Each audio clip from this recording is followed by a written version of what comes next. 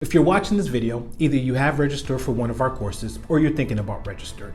If you haven't already, make sure you go and check out the first video in this series, Who is Snap IT? Now that you have attended the weekly Zoom session and had your pre-counseling session, it is time for the most important step in the process, and that is getting you approved for funding so that your course can be at no cost to you. In order to do that, you must get review and approval from your local workforce agency. Now, there may be different qualifications depending on the county that you live in, so it is important that you attend your pre-counseling session so that you can know what information you will need to bring to qualify for the funding.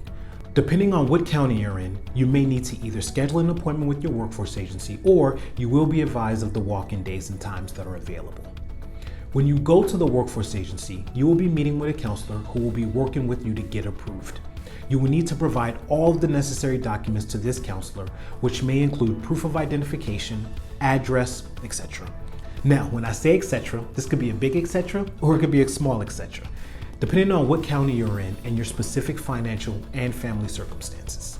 If you follow all of the instructions from your pre-counseling session and bring all of your documents you need, this step will be a lot smoother and faster.